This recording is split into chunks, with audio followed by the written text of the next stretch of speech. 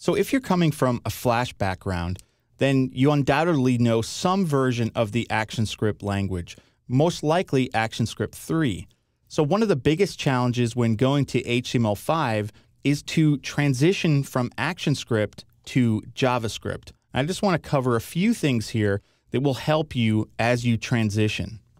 Now, this transition is actually not that difficult, despite what a lot of people say, because both languages are actually derived from the ECMAScript standard. Now, they're obviously based on different versions of ECMAScript. ActionScript 3 is actually a much more advanced language. Now, some people are saying, well, JavaScript will eventually turn into what ActionScript 3 is right now, but it clearly isn't. In fact, JavaScript is actually more similar to earlier versions of the ActionScript language. But let's look at a piece of code here. This is a function called addThese, which accepts two arguments, which are numbers, and then it simply returns the sum of these two numbers. Now, the reality is this is actually perfectly valid ActionScript 3 code, and it's also perfectly valid JavaScript code. So this same exact function will work in either language.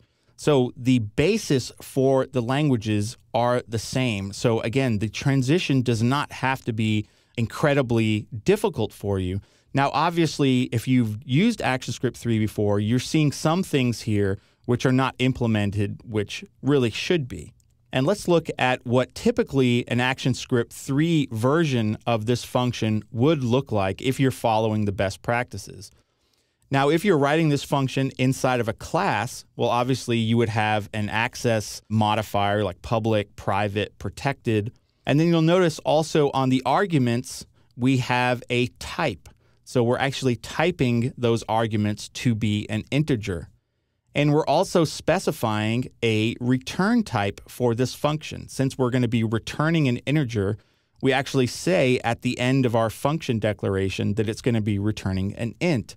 And these are things that are not actually inside of JavaScript. So if anything, JavaScript is essentially ActionScript 3, but minus some of the more advanced features of the language.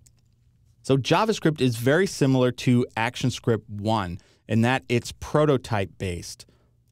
So in JavaScript, you do not declare data types. So here we have, I'm declaring a variable called foo and setting it equal to a string of bar. Now, inside of ActionScript, again, after foo, we would typically have a colon and then a data type, which we would specify as string.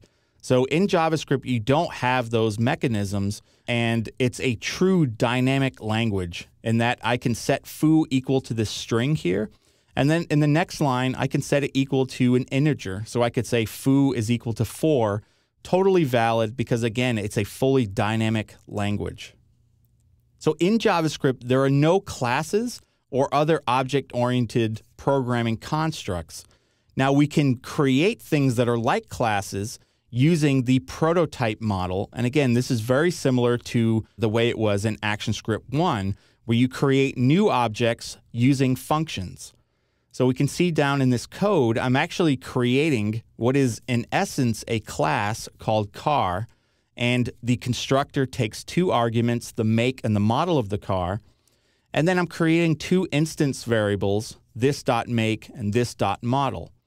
So in ActionScript 3, obviously, if we want to create a class, well, we can just specifically say class, car, and we actually have a real constructor function.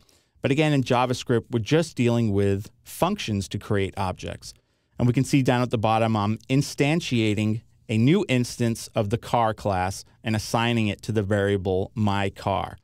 So if you've had previous experience with AS1 or even AS2, you're going to find JavaScript very familiar.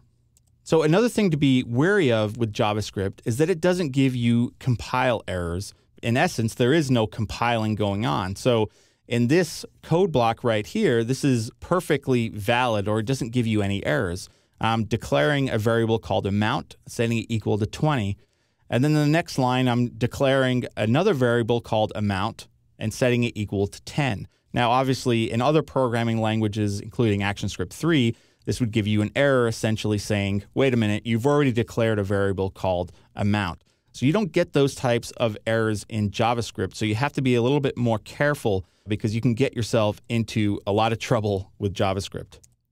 So a lot of people out there really love the JavaScript language. And in fact, I really enjoy programming in it.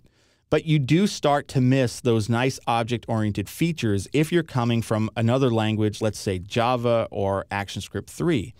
So there's a lot of projects out there that allow you to write in a higher level language and actually convert into JavaScript. And one of the newest is from Google, and it's called Dart. And this language, essentially, you can write your code in a nice object-oriented language, and essentially Dart runs natively inside of Google Chrome. For other browsers, you actually cross-compile that to regular JavaScript. Another really popular one is CoffeeScript, which again allows you to use things like classes and those nice object-oriented constructs, and then convert that to run in the browser.